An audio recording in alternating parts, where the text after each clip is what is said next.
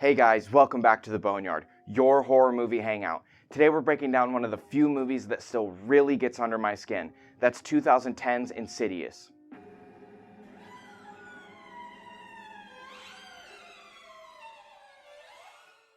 Before we dive in, if you could give us a like and subscribe, it'd be great. It helps us out so much as we're brand new to YouTube. And remember, if you're a horror movie fanatic, this is the place for you. So let's astral project into the further, break down the story details, and study the many entities haunting the Lambert family.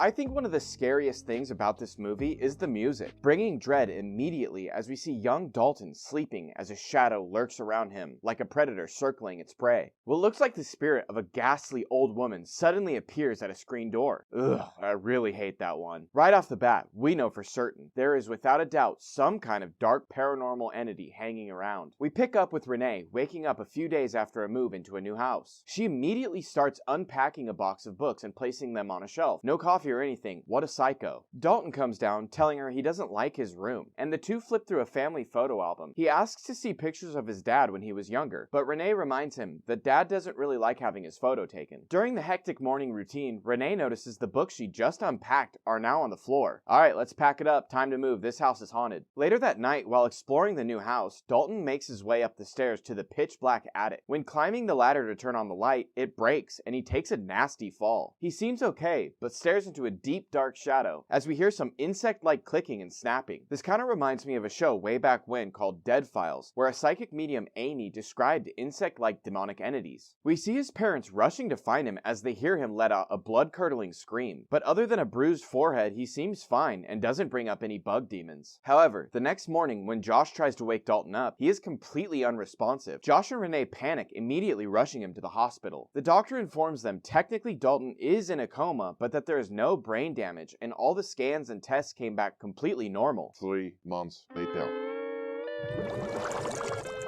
Dalton is still in a coma, but now being cared for at home. The family's still having no idea what's going on. As Renai tries to find some peace playing the piano, a distorted voice starts to come through the baby monitor, eventually screaming, I want it now.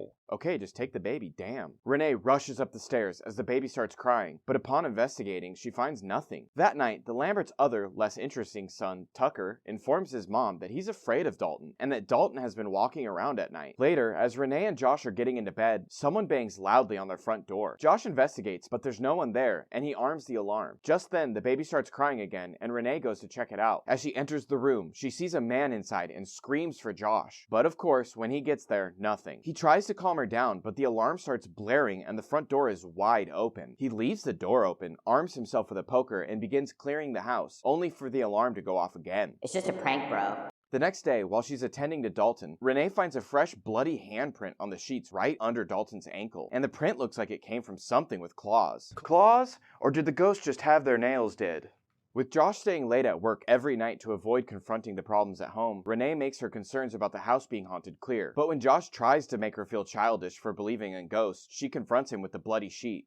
Sir, if the house isn't haunted, why are you sleeping at work? That night, as Josh sleeps on the couch, Renai wakes up from a surreal nightmare, only to have yet another encounter with the scary baby napping guy, this time begging Josh to believe her, and when he asks what he can do, she insists she just doesn't want to stay another night there. This time Josh steps up, insisting that he does believe her, and that if she wants to leave, they're gone. So they do it. They pack up and leave. We're introduced to Josh's mom, Lorraine, as she helps Renai unpack in their new home. She hones in on a picture of the young family, entranced by it, saying, I can't believe you got Josh to hold still for a photo. Later, as Renai is taking out the trash, the record she's listening to begins to skip and scratch, then fully playing a completely different song. She looks in the window and clear as day, we see a young boy in period clothing just absolutely vibing to the song.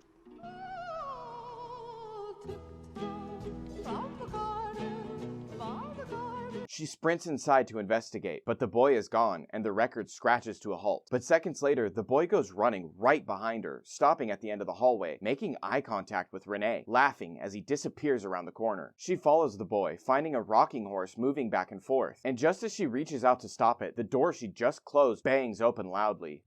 I would be screaming and melting down into a pile of concentrated fear and anxiety. She defiantly gives chase, following the ghost boy into Dalton's room. And yes, he's still in a coma. She can see a pair of shoes sticking out of Dalton's wardrobe. As she reaches to investigate, the wardrobe doors fly open and she comes face to face with what we in the ghost hunting world call a full body apparition. Josh comes home, finding Renai and Lorraine talking with a priest who leaves as Renai starts explaining to Josh that the thing from the other house followed them. She bluntly describes the events that transpired that day. This is legit the look on his face.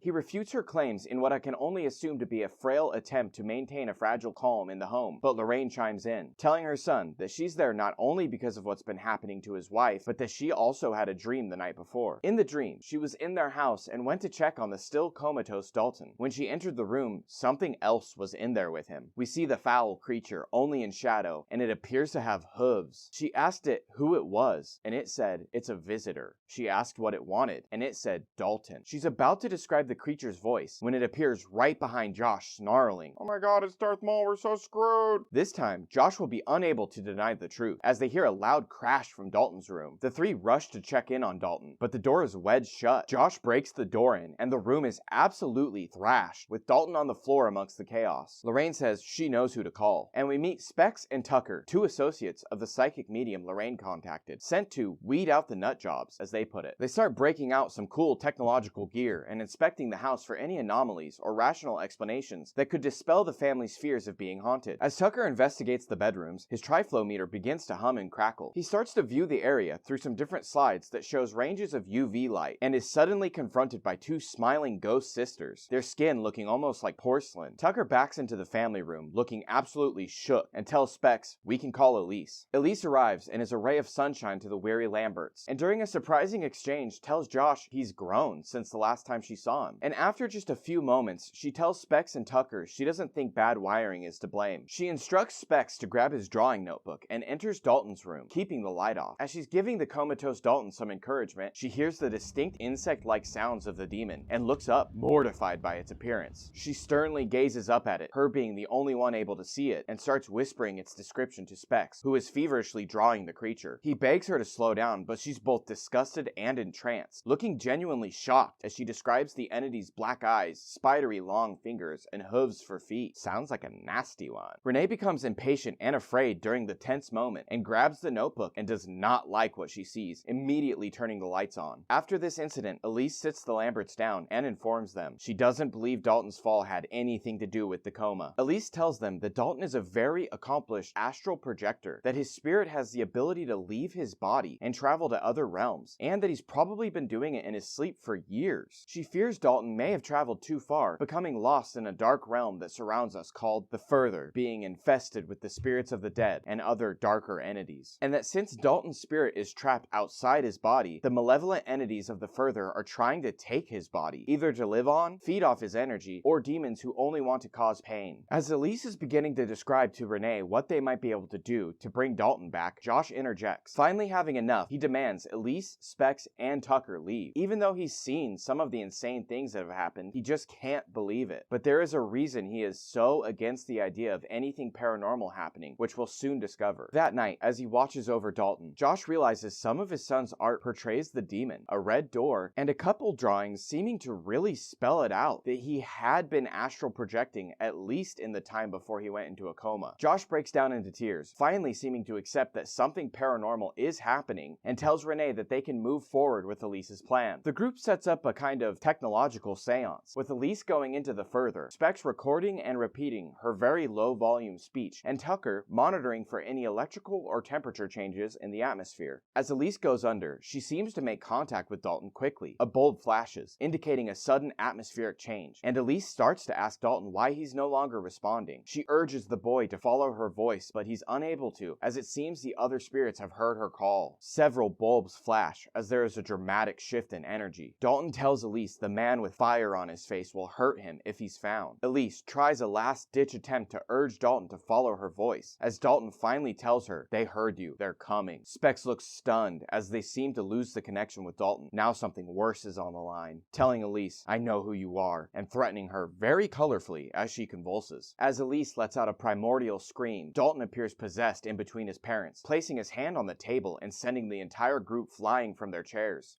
Elise grabs hold of Dalton and starts commanding the demon to leave the boy as his parents wrestle the ghost that's been trying to take their baby, and he licks Renai's face. They successfully repel the demonic attack for now, but Elise looks shell-shocked, almost like she's in over her head or can't believe how bad this particular case is. Tucker shows Specs some amazing footage from the attack. Going through the footage of Dalton frame by frame, you can actually see the demon controlling the boy like a puppet. It was at this moment that we captured Class A photographic evidence of paranormal activity.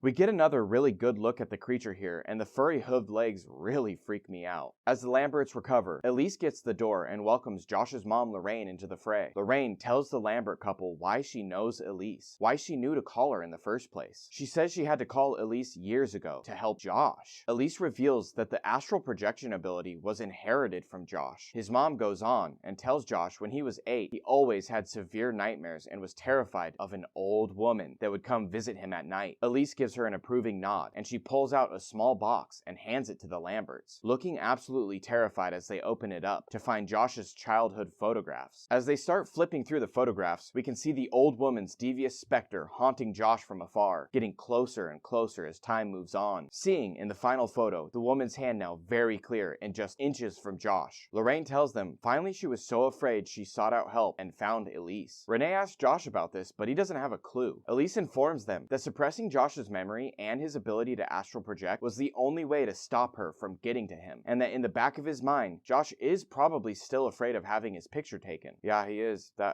Yeah, they've been telling us that the whole movie. Oh my god, he is scared. Josh asks who the woman is, and Elise calls her a parasite, and it seems like she might have been the one to draw Dalton's spirit into the Further. Elise tells Josh he'll need to astral project into the Further and bring back his boy. She prepares him, beginning to hypnotize him, hoping to draw his spirit away from his physical body. She says some tongue twisters, and Josh stands up, frustrated, saying he has no idea what he's doing, only to turn around and see he has just walked straight out of his body into the Further. Damn, he is a natural. We now venture into the dark, surreal Further, a pitch-black sort of mirror realm of ours. He runs into his 8-year-old self, who points the way. Oh, hey, me. It's me. You.